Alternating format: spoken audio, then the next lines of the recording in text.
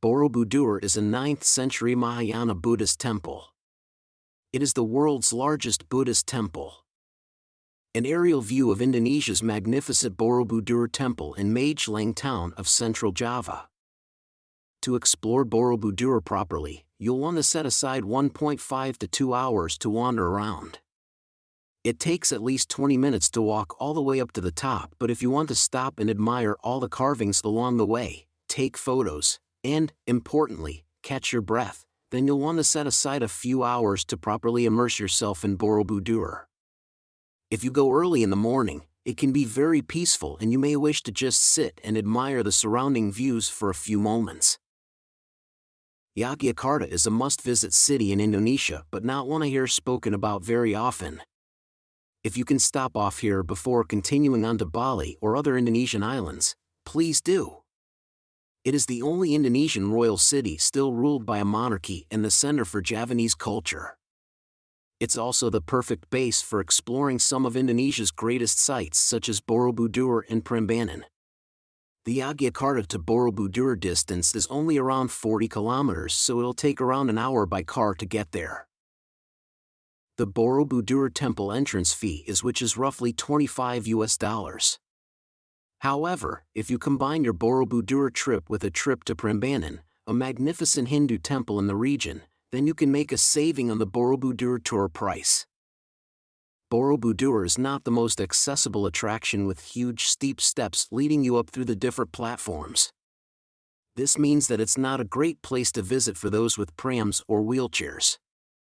You'll need to climb up through the platforms for 20 minutes or more with lots of really steep steps. It's quite the leg workout.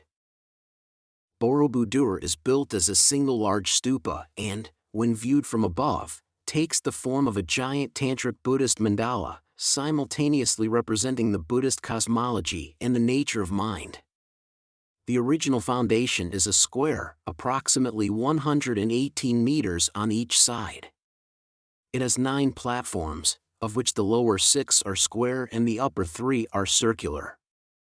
The upper platform contains 72 small stupas surrounding one large central stupa.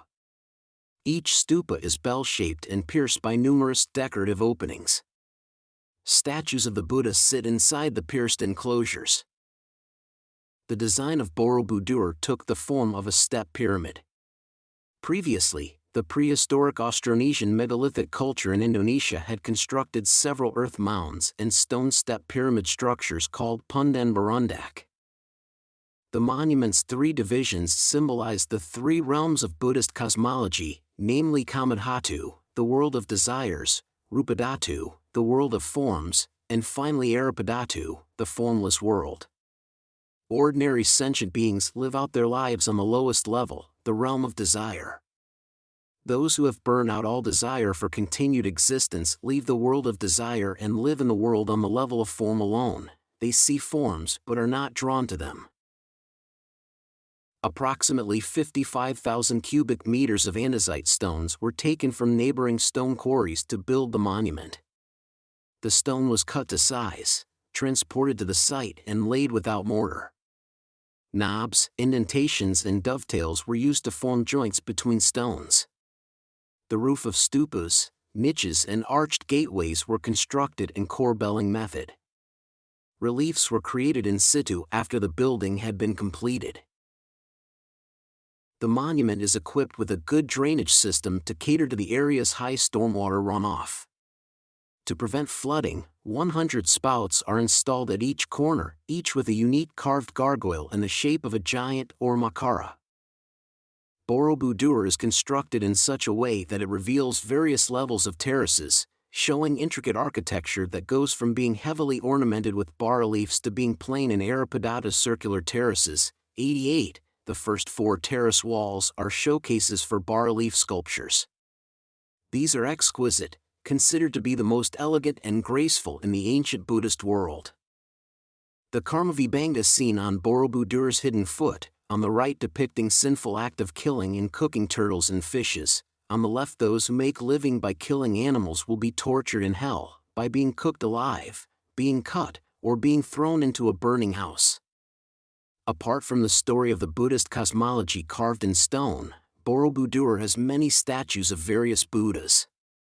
The cross-legged statues are seated in a lotus position and distributed on the 5 square platforms, the Rupadatta level, as well as on the top platform. The Buddha statues are in niches at the Rupadatta level, or ranged in rows on the outer sides of the balustrades, the number of statues decreasing as platforms progressively diminish to the upper level. The bas-reliefs in Borobudur depicted many scenes of daily life in 8th century ancient Java, from the courtly palace life, hermit in the forest, to those of commoners in the village. It also depicted temple, marketplace, various flora and fauna, and also native vernacular architecture. People depicted here are the images of king, queen, princes, nobleman, courtier, soldier, servant, commoners, priest and hermit. The Borobudur reliefs also pay close attention to Indian aesthetic discipline, such as pose and gesture that contains certain meanings and aesthetic value. The reliefs of noblemen, noble women, kings, or divine beings such as apsaras, taras and bodhisattvas are usually portrayed. Borobudur's proximity to a number of volcanoes puts it in a precarious position. But it'll take a lot to bring down this historic structure.